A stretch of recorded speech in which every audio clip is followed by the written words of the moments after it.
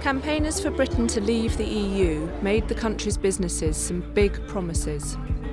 An escape from burdensome European red tape. Access to new trading opportunities around the world. Is this what Brexit really offers business? Or do the nation's companies see challenges as well as opportunities ahead? Here in the West Country, companies across a range of sectors are now having to make some hard decisions. Just outside Cirencester, Richard Hardstaff employs 13 people making and importing educational toys. He reckons his company will have to roll with the punches and carry on, but he does not believe that an exit from the EU will mean an escape from regulation. We've benefited from a harmonised testing standard all over Europe, EN71, where this will undoubtedly lead to another regulation, British standards. So it's going to be another level of test required and more expense.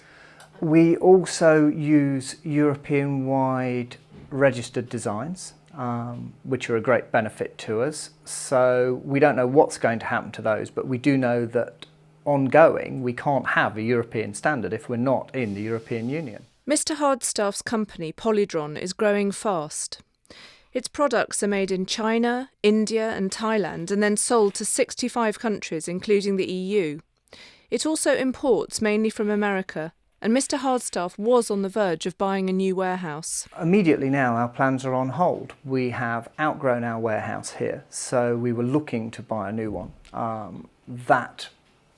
Now we don't know whether we're going to need one in Europe.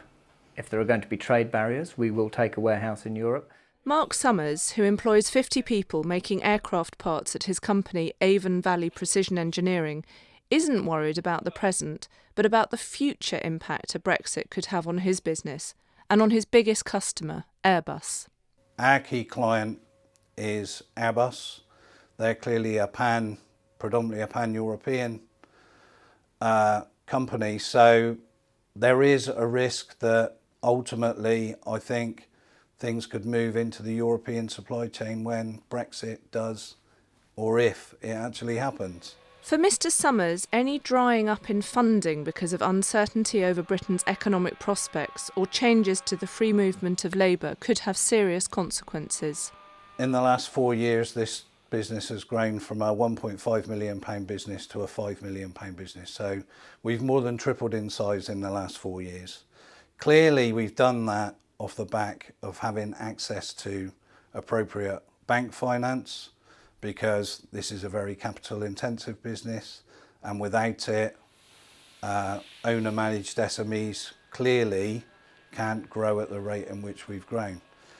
Very much the labour side of the economy at the moment is underpinned from EU nationals, particularly within the manufacturing sector. Mr. Summers says bigger rivals will be considering opening manufacturing bases outside the UK, but this is not an option for him. Moving outside the UK is also not an option for Val Hennessy, who runs a language school in Bristol. She believes the referendum outcome has put the future of international education in the UK, which brings in 650,000 students a year and contributes over £1 billion to the economy, in doubt. One of the biggest problems we're going to face with Brexit is the image that this presents of Britain to potential students coming from all over the world. Japanese students have already started cancelling their courses. Not that they're impacted directly by this, but they fear that they're not going to be made welcome. European students have started writing to ask whether or not they need visas to come to the UK. Nobody actually understands the implications. The schools don't understand, the students don't understand, and the agencies don't understand. And it's very difficult to reassure people. Ms. Hennessy says she'll now only take on staff on 0 hours or temporary contracts. She'll also not renew the lease on the school's student residence. Market share has fallen in the UK from 49% of the international student market to 43% since 2011, and it's going to continue to fall. We're losing market share to Ireland, Malta, and Australia in particular, and that trend will continue. In our case, International House Bristol, we will survive. We might be slightly smaller, but we will continue. But lots of good quality, well-run schools with good reputations will go to the wall. Despite the fact that the West Country voted overwhelmingly in favour of leaving, it is difficult to find business voices here who want to speak out about the advantages that life outside the EU could bring. The benefits of a Brexit to business may be many years in the making, but so far the fear is that the costs will be all too real. Sarah Gordon, Financial Times, Bristol.